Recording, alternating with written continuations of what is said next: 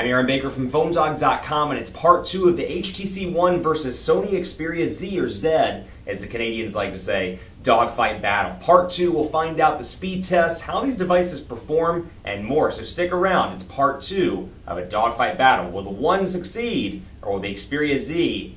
I'm trying to think of something that rhymed, but I couldn't think of anything. It's a dogfight battle, and it starts right now.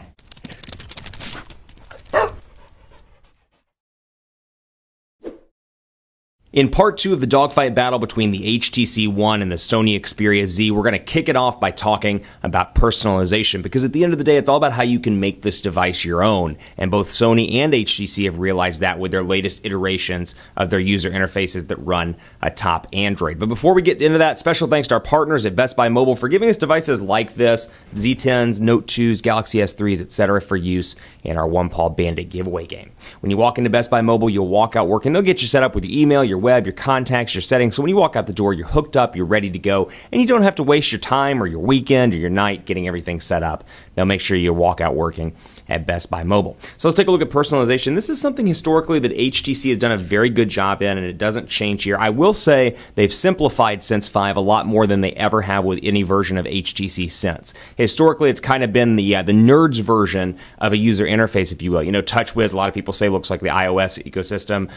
Sense, they say, is kind of nerdy in look. LG and Motorola kind of have different, depending on who you talk to, different things that people say about it. But you know what? Personalization, they've always done a good job with. And yes, like I said, simplified, but still, there's quite a bit of it in the box when you pull this phone out. So for example, lock screen style, this is something from previous versions of Sense. I've got easy access to my wallpaper lock screen. I actually use the productivity lock screen, which I like. And I can go into settings and say, you know what, display calls, messages, emails, calendar event. Though it's important to note that this API only works with the actual Mail app and not with Gmail. So keep that in mind. If you use just Gmail, Mail won't display.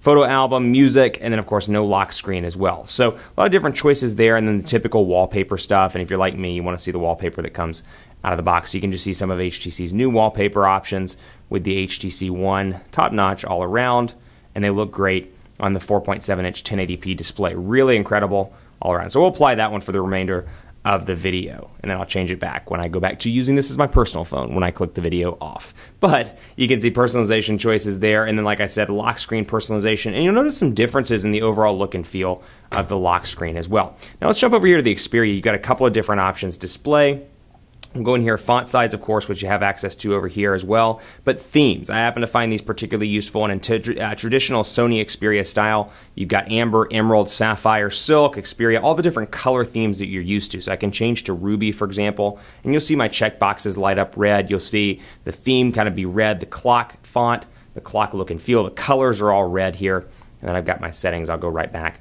to display. You see all the icons change to red as well. So then I've got my lock screen also. I can change my wallpaper. So you do get some decent customization here on this device as well. That said, is it as robust as HTC's? I'd probably argue no, but you still have quite a bit of customization over here on the Xperia side. One thing I do like though, and this is something that kind of pulled a cue from the Samsung playbook here with the Note 2, go to recent applications and take a look at HTC's just for comparison purposes. They really customized theirs. But you'll see kind of a more traditional, I should say, I mean, they've obviously customized it, but more traditional Android recent apps experience over here. But you'll notice these kind of icons down at the bottom. They're called small apps, and they can basically allow you, much like the Note 2, to multitask while you're doing something else. So for example, I can pull up a note, I can take a note, and then I can get rid of it, and it saves the notes to the note application.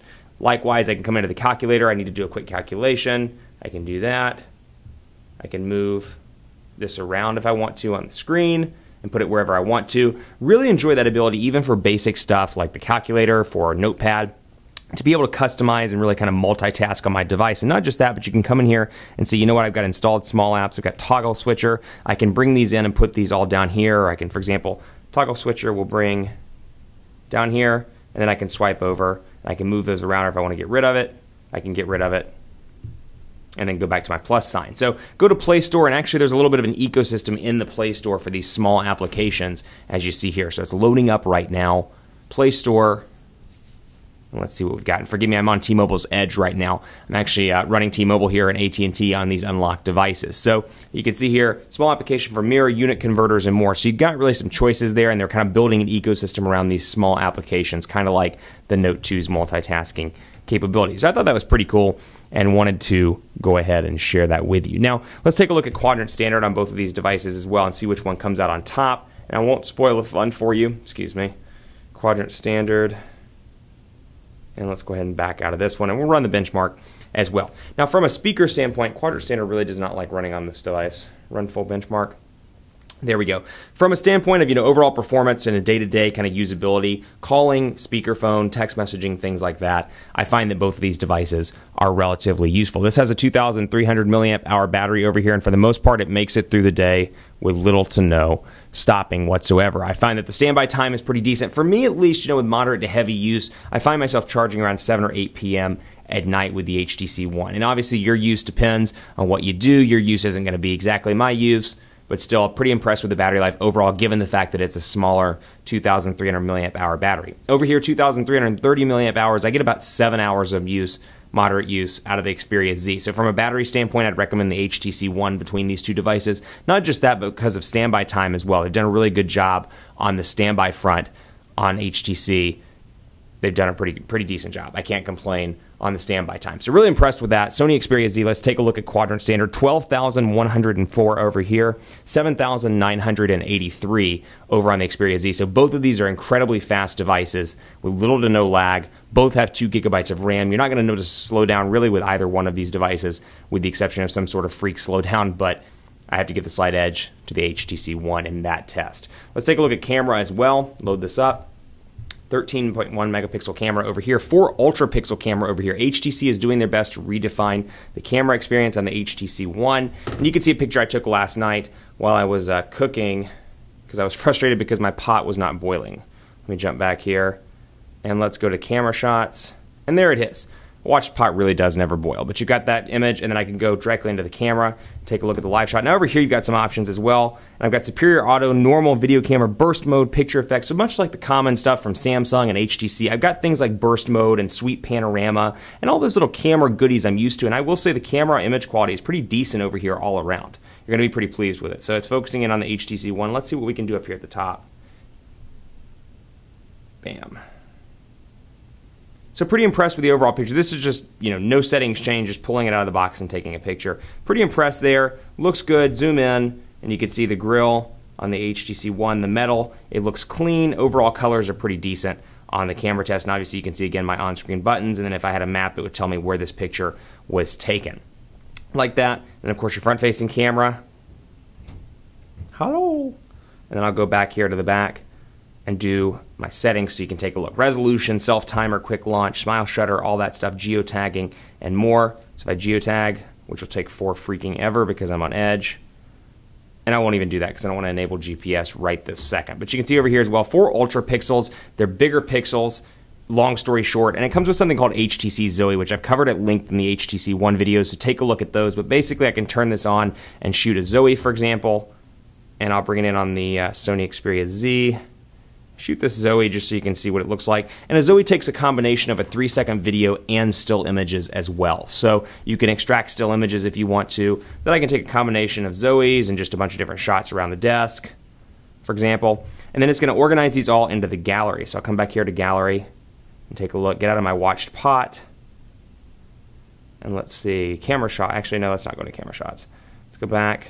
And let's go to My Photos, and you'll notice it aggregates your Facebook photos as well on HTC's Gallery app. But for example, from the 27th today, here's all the pictures that I've taken, including my Zoe. So it brings together a master Zoe here, and you can use it and send it to your friends, and you'll see it brings together music and more. So it does this all on the phone side. You don't have to have any editing skills. You don't have to touch this. This is great for those people, you go to a wedding or you're taking pictures at a park on the weekend, and you take 100 or 200 pictures, or Zoe's, or a combination of both. It'll create this really nice, clean video that you can send to friends, and you get a couple of different options. I'm on Eiffel, for example. Go to Vega, and you can see the different music, the different photo abilities. The phone doll does this on its own. This is not something you have to worry about doing, which I think is a pretty cool feature, and something that's pretty useful. And so from here, I can say, you know what, share, and I've got the option for HTC Share, and then I've got, of course, the traditional methods, Facebook, Dropbox, Twitter, messaging, and more. But pretty particularly interested in that feature, and I find it to be particularly useful all around. And then another thing I want to point out, they've really done a good job, rather, of making the front-facing camera wide. And of course, you've got some picture options here as well, just some stuff to play with, kind of like an Instagram filter type effect over here, and then, like I said, front-facing camera will switch so you can take a look. And look how wide this front-facing camera is. You can see all the ceiling behind me, the walls, and more. So compare that to something like the Xperia Z, where we'll come back and take a look there. Whoops. Take a look there for comparison. And you can see how impressive the front-facing camera on the One really is. So imaging department, it does a great job. Now, it's tough to declare a winner in a dogfight because, again, these are both great Android phones, and it depends on what you prefer. And I wasn't even able to touch on both HTC and Sony's ecosystem. So Sony's got some great options like social life, movies, and more. So if you're an entertainment buff, you're hooked up and signed on to Sony, be it PlayStation, be it other things that they do, you may benefit from having the Xperia Z. That said, from an overall hardware, software standpoint, availability on carriers in the US, the HTC One is the winner of the dogfight. It's a great all-around device. It continues to win dogfights. I'm so excited about this device coming to the US because I think it represents a great step forward for HTC in 2013. I mean, it really is a powerful device, and it's packed in a gorgeous shell. Keep it locked on PhoneDog.com for continuing coverage. Let me know what you think of this dogfight on Twitter at PhoneDog_Aaron, Facebook, Facebook.com/Hi Aaron Baker.